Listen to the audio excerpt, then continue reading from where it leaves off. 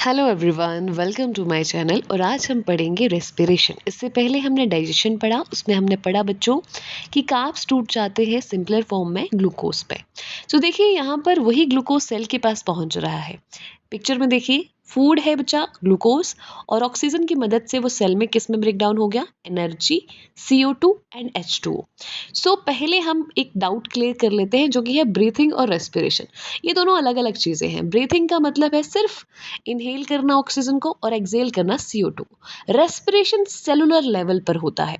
अब होता क्या है बच्चों, ये जो ग्लूकोज है इसका ब्रेक डाउन हो जाता है या ऑक्सीडेशन हो जाती है ऑक्सीजन की मदद से, जिससे हमें एनर्जी मिलती है और इस एनर्जी को हमारी body in the form of ATP store कर लेती है। और इसके अलावा CO2 रिलीज होता है जो कि हमारी बॉडी एक्सहेल कर देती है, और वाटर रिलीज होता है। सो रेस्पिरेशन क्या है, simpler oxidation of glucose to give energy which is stored in the form of ATP। सो ये ओवरऑल रिएक्शन है रेस्पिरेशन की, ये टोटली ऑपोजिट होती है फोटोसिंथेसिस के। अगर आप राइट हैंड साइड पे देखेंगे तो देखिए वहाँ पे हमें फोटोसिंथेसिस के लिए क्या चाहिए होता है, CO2, पानी और एनर्जी, सनलाइट एनर्जी। और क्या बनता था, ग्लूकोज, दैट इज C6H12O6 और साथ में ऑक्सीजन। अब यहाँ पे क्या हो रहा है कि जो ग्लूकोज है वो ऑक्सीजन की मदद से टूट रहा है, किसमें, CO2 में, पानी में और एनर्जी में। इसके दो मेन फेजेस होते हैं रेस्पिरेशन के, एक है ग्लाइकोलिसिस और एक है क्रेब्स साइकिल। ग्लाइकोलिसिस में क्या होता है कि जो ग्लूकोज का ब्रेकडाउन है ये एकदम से नहीं होता, स्टेप्स में होता है। सो ग्लूकोज पहले टूटता है पायरुविक एसिड में, जो कि बिना ऑक्सीजन के हो जाता है, और ये साइटोप्लाज्म में होता है सेल के। ये सबके लिए सेम ही रहता है। क्रेब्स साइकिल जो है, इसमें जो पायरुविक एसिड बना वो अब CO2, वाटर और एनर्जी में टूट जाएगा, और ये प्रोसेस हम में माइटोकॉन्ड्रिया में होती है सेल के। और यहाँ पे सबसे ज्यादा ATP बनता है, दैट इज 38 ATP। जो एनर्जी रिलीज होती है वो स्टोर हो जाती है इन द फॉर्म ऑफ ATP। तो जब भी हमें एनर्जी चाहिए होगी ये ATP टूटेगा और हमें एनर्जी प्रोवाइड करेगा। इसके बाद एरोबिक और एनारोबिक रेस्पिरेशन के बीच में डिफरेंस देख लेते हैं।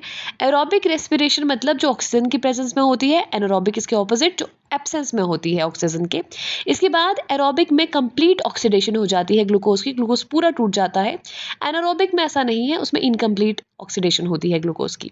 ग्लाइकोलिसिस बच्चा आपको याद होगा तो मैंने अभी बताया, उसमें दो स्टेप्स होते हैं, एक ग्लाइकोलिसिस, क्रेब्स साइकिल। सो एरोबिक रेस्पिरेशन में ग्लाइकोलिसिस जो है साइटोप्लाज्म में होती है और क्रेब्स साइकिल माइटोकॉन्ड्रिया में होती है। पर एनारोबिक रेस्पिरेशन में ऐसा नहीं होता, उसमें सारी प्रोसेसेस साइटोप्लाज्म में हो जाती हैं।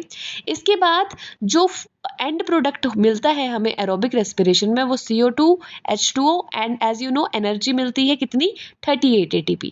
जबकि एनारोबिक रेस्पिरेशन में हमें इथाइल अल्कोहल मिलता है और एनर्जी तो मिलती है पर कम, 2 ATP ओनली। और ये ऑल प्लांट्स और एनिमल्स में होता है, और ये माइक्रोब, ईस्ट वगैरह में देखने को मिलता है। अब इसकी इक्वेशंस हम देखेंगे। सबसे पहले है एरोबिक रेस्पिरेशन।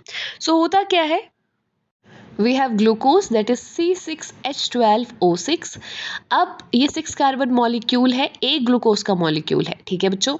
सो अब ग्लाइकोलिसिस होगी, साइटोप्लाज्म में होगी, और क्या बनाएगा, पायरुवेट और पायरुविक एसिड, जिसका फॉर्मूला है C3H4O3 की 3 कार्बन मॉलिक्यूल है। और एक ग्लूकोज जब टूटता है तो वो 2 पायरुवेट के मॉलिक्यूल्स बनाता है, ठीक है। इसके बाद प्रेजेंस ऑफ ऑक्सीजन में माइटोकॉन्ड्रिया में ये जो पायरुवेट है ये टूट जाएगा किसमें, CO2, वाटर और एनर्जी में। एनर्जी भी कितनी, 38 ATP। ये हमारी नॉर्मली मसल सेल्स में देखने को मिलता है। इसके बाद है एनारोबिक रेस्पिरेशन जो ईस्ट में देखने को मिलती है। So again we have glucose that is 6 carbon molecule, C6H12O6। Glycolysis होगी, कहाँ होगी बच्चों, साइटोप्लाज्म में, पायरुविक एसिड बनेगा। पर अब ऑक्सीजन की प्रेजेंस नहीं है, एब्सेंस है। तो एब्सेंस के कारण अब जो क्या क्या बनेगा, इथेनॉल बनेगा, C2H5OH, CO2 बनेगा और एनर्जी बनेगी। और कितनी एनर्जी, 2 ATP। इस प्रोसेस को डिफरेंट बेवरेजेस बनाने के लिए भी यूज किया जाता है, ठीक है। इसके बाद मसल सेल्स की बात करते हैं, पर कब, जब ऑक्सीजन का लैक है।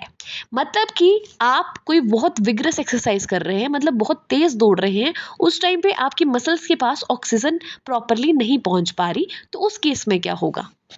सो वी हैव ग्लूकोज, ग्लाइकोलिसिस होगी साइटोप्लाज्म में, पायरुविक एसिड में टूटेगा। पायरुविक एसिड अब बच्चा लैक ऑफ ऑक्सीजन में लैक्टिक एसिड में कन्वर्ट हो जाएगा और एनर्जी में। लैक्टिक एसिड C3H6O3 और एनर्जी है 2 ATP। अब एग्जाम्पल देती हूँ, देखिए अगर मैं पूरा साल ना दौड़ूं और एक दिन बहुत ज़्यादा दौड़ लूं तो अगले दिन मेरी टांगों में दर्द हो जाएगी। वो लैक्टिक एसिड बनने के कारण ही हुई। अगर आप बहुत ज़्यादा एक्सरसाइज एक ही दिन में कर लेते हैं पूरे साल की, तो ऑब्वियस सी बात है कि उस टाइम पे लैक्टिक एसिड बनेगा। अब ये रिमूव कैसे होगा? आप उस जगह को मसाज करेंगे, विक्स बाम लगाएंगे, सो वहाँ पे ऑक्सीजन की सप्लाई बढ़ेगी और धीरे धीरे वो पेन गायब हो जाएगी, लैक्टिक एसिड टूट जाएगा। इसके बाद we have ATP, that is adenosine triphosphate. जो भी एनर्जी रिलीज होती है वो in the form of ATP store हो जाती है। सिंपल सेंस में देखते हैं तो देखिए नीचे ATP we have. So ATP बचा 3 फॉस्फेट है वहाँ पर, तो एक फॉस्फेट वो दे देगा और एनर्जी भी रिलीज कर देगा और किस में चेंज हो जाएगा? एडीपी में। अब एडीपी जो है एनर्जी मतलब रिच था, ये एनर्जी लेस मॉलिक्यूल है। सो एडीपी क्या करेगा? अब रिएक्शन होगी बाहर से, एक फॉस्फेट ले लेगा और एनर्जी भी ले लेगा और एटीपी में कन्वर्ट हो जाएगा। ये प्रोसेस चलती रहती है, ठीक है। सो होता क्या है, कोई भी रिएक्शन जब होगी तो एटीपी ब्रेक डाउन हो जाएगा और हमें क्या दे देगा? एनर्जी दे देगा। और कितनी एनर्जी ये देता है? 30.5 किलो जूल के बराबर। और ये ब्रेक डाउन जो है पानी का यूज़ करके होती है। और जो एनर्जी रिलीज होगी वो muscle contraction, protein synthesis, nerve impulse conduct करने के लिए और बहुत सारी प्रोसेसेस में बॉडी यूज़ कर लेती है।